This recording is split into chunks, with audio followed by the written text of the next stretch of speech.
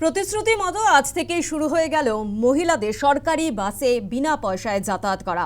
সরকারি বাসে মহিলাদের যাতায়াত বিনা ভাড়ায় যাতায়াতের পরিষেবা। প্রতিশ্রুতি মতো আজ থেকেই পরিষেবা। রাজ্য সরকারের প্রশংসায় মহিলারা। বিজেপি সরকারের তরফ থেকে প্রতিশ্রুতি দেওয়া হয়েছিল 1 জুন থেকে ফ্রিতে সরকারি বাসে যাওয়া হবে, ফ্রিতে সরকারি বাসে যেতে পারবেন মহিলারা, এবং সেই প্রতিশ্রুতি মতোই আজ থেকেই কাজ শুরু হয়ে গিয়েছে, পরিষেবা শুরু হয়ে গিয়েছে।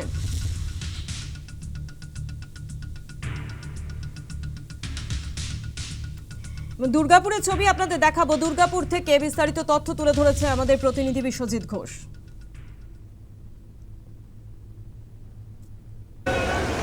আজ থেকে রাজ্যে সরকারি বাসে মহিলাদের যে যাতায়াত সেটা একেবারেই বিনামূল্যে, এবং আজ থেকে আমরা দেখতে পাচ্ছি, এই মুহূর্তে আমরা রয়েছি দুর্গাপুরের সিটি সেন্টার বাস স্ট্যান্ডে।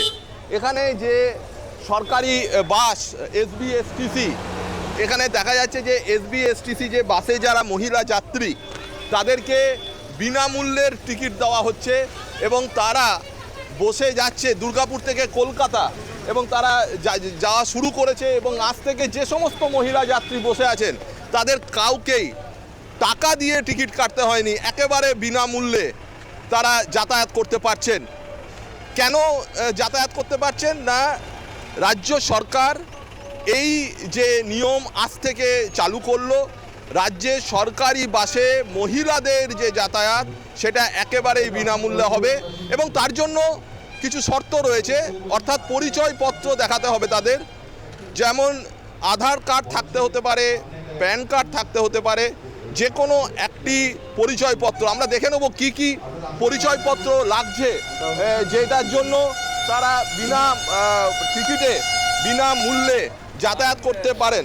তার মধ্যে দেখা যাচ্ছে Aadhaar card, PAN card, electors photo identity card অর্থাৎ এপিক কার্ড, অথবা পাসপোর্ট, অথবা job card, pension document, Ayushman Bharat card, driving licence, এছাড়া যে কোনো সরকারি যে কার্ড সেই কার্ড থাকতে হতে পারে। যে কোনো একটি কার্ড থাকলে তারা বিনামূল্যে যাতায়াত করতে পারেন আজ থেকে সরকারি বাসে। আসানসোল, দুর্গাপুর ইত্যাদি জায়গা থেকে যে সমস্ত সরকারি বাস ছাড়ে, বা কলকাতা থেকে যে সমস্ত সরকারি বাস রাজ্যের বিভিন্ন জায়গায় যায়, সব ক্ষেত্রেই কিন্তু একই নিয়ম চালু হচ্ছে আজ থেকে।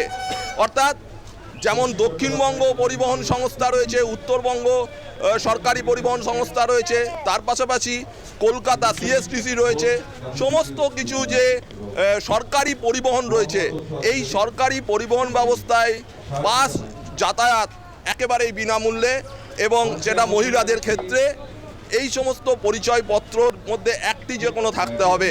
এবং এই যে বাস পরিষেবা চালু হচ্ছে তাতে যথেষ্ট খুশি মহিলারা, এবং বিজেপি রাজ্যে ক্ষমতায় আসার আগে নির্বাচনে প্রতিশ্রুতি দিয়েছিল, এবং সেই প্রতিশ্রুতি আজ থেকে তারা রাখলো বলা যায়। পশ্চিম বর্ধমান থেকে বিশ্বজিৎ ঘোষ, নিউজ টাইম। এবার আপনাদের শোনাবো মহিলা যাত্রীরা তারা কি বলছেন। টিকিট কেটেছেন? হ্যাঁ কেটেছি, কিন্তু ফ্রি টিকিট। কেমন লাগছে ফ্রি টিকিটে জার্নি? খুব ভালো লাগছে। সরকারের উদ্যোগকে কি বলবেন? যে করেছে এটা ভালো করেছে, মহিলাদের জন্য সুরক্ষিত, একদম শান্তিতে যেতে পারবে। টিকিট কেটেছো? হ্যাঁ ফ্রি। কেমন লাগছে এই ফ্রিতে জার্নি? ভালো। কোথায় যাচ্ছে? প্রতিরাম। আর টিকিট যে দিল সেই টিকিটটা কি পয়সা আছে, পয়সা লেখা আছে? Zero balance. কতটা ভালো লাগছে? খুবই উপকার হবে, বিশেষ করে মধ্যবিত্তদের উপকার হবে। খুবই ভালো লাগছে, মেয়েদের জন্য এটা খুব ভালো করেছে। সুজেন্দ্র অধিকারীকে ধন্যবাদ জানাই। আমাদের রাজ্য সরকারের উদ্যোগটি কেমন? খুবই ভালো। আপনাদের কি সুবিধা হতে পারে এতে? এটাই আমাদের যাওয়া আসা, মানে নর্মাল মানুষদের আমাদের খুব ভালো করেছে। আমাদের একটু অসুবিধা হতো যাওয়া আসার জন্য, এটার জন্য কোনো অসুবিধা নেই।